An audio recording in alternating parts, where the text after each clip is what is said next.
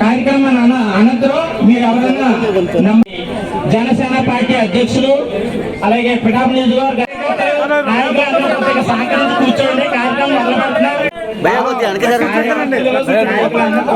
కార్యక్రమం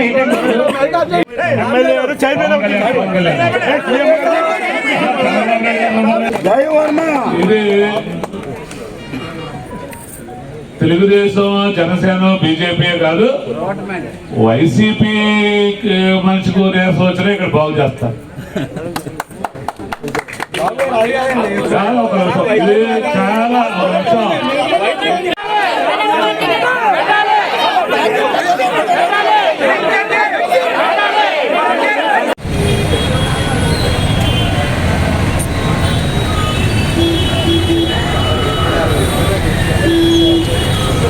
ఇక్కడ ఆవశ్యకత్వం కూడా ఏంటంటే ఇక్కడ తుని, పెద్దాపురం, జగన్పేట, అదేవిధంగా ప్రతిపాడు ఇవన్నీ కూడా దగ్గరగా అందరికీ అవకాశం కలగాలి. కాబట్టి ఇక్కడ ఏదైతే పవన్ కళ్యాణ్ గారు ఆ రోజు ఎలక్షన్లో మాట ఇచ్చారో దాని ప్రకారం ఇక్కడ 100 పడకల హాస్పిటల్ నిర్మాణం వచ్చినందుకు మనస్ఫూర్తిగా ముఖ్యమంత్రి చంద్రబాబు నాయుడు గారికి, మాట ఇచ్చి తెచ్చిన పవన్ కళ్యాణ్ గారికి ధన్యవాదాలు తెలియజేస్తున్నాను. కూటమి ప్రభుత్వం అంటే ముఖ్యంగా గవర్నమెంట్ హాస్పిటల్లో ఏదైనా ఫెసిలిటీస్ ఉన్నాయో ఇంచుమించు 99% అదే ఫెసిలిటీస్ ఇక్కడ ఉంటాయి.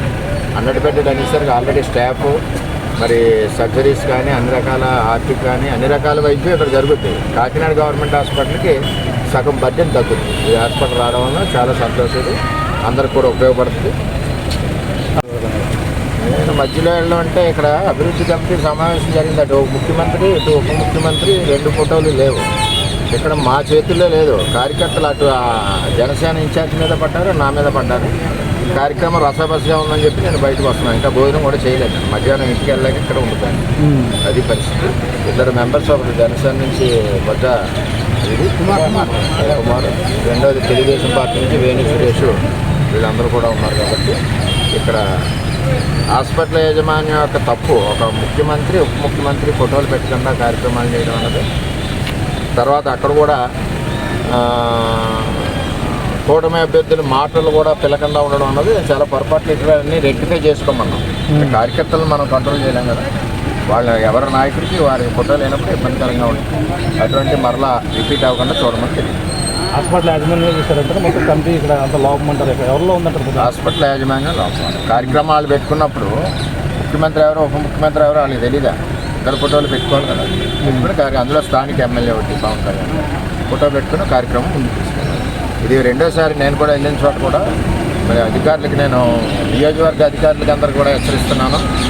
స్థానిక ఎమ్మెల్యే ఫోటో లేకుండా, పవన్ కళ్యాణ్ గారి ఫోటో లేకుండా, అదేవిధంగా పక్కన చంద్రబాబు నాయుడు గారి ఫోటోలు లేకుండా పిఠాపురం నియోజకవర్గంలో అధికారులు కార్యక్రమాల్లో ఎక్కడ ప్రవర్తించినా సరే పై అధికారులు చెప్పి సస్పెండ్ చేయించి పరిస్థితి వస్తుందని చెప్తున్నాను. అంచేతంటే ఇది పార్టీల్లో చిచ్చు పెట్టి పరిస్థితి ఉంటుంది. కార్యకర్తల మనోభావాలు దెబ్బతింటాయి. ఫోటోల గురించి ముఖ్యమని కాదు. అంటే ప్రతి కార్యకర్త కూడా వారి యొక్క నాయకుడి ఫోటో అక్కడ ఉండాలి, గౌరవించుకోవాలని కోరుకుంటారు. అందులో భాగంగానే వేళ పవన్ కళ్యాణ్ గారికి లేదు, అలాగే చంద్రబాబు నాయుడు గారికి లేదు. ఇక్కడ ఎక్కువ జరుగుతుంది, పిఠాపురంలో ఎందుకు జరుగుతుందో తెలియట్లేదు. ఎప్పుడూ కూడా స్థానిక ఎమ్మెల్యే, అదేవిధంగా ఉప ముఖ్యమంత్రి, అదేవిధంగా ముఖ్యమంత్రి ఇద్దరు ఫోటోలు కంపల్సరీగా ఉండాలి ప్రోటోకాల్ ప్రకారం ఎక్కడికక్కడ. అది హెచ్చరిస్తున్న అధికారులు కూడా ఇటువంటి రిపీట్ అవ్వకుండా నియోజకవర్గ స్థాయి అధికారులందరికీ రిక్వెస్ట్ చేస్తున్నా, హెచ్చరిస్తున్నాం. ఇది కరెక్ట్ విధానం కాదు.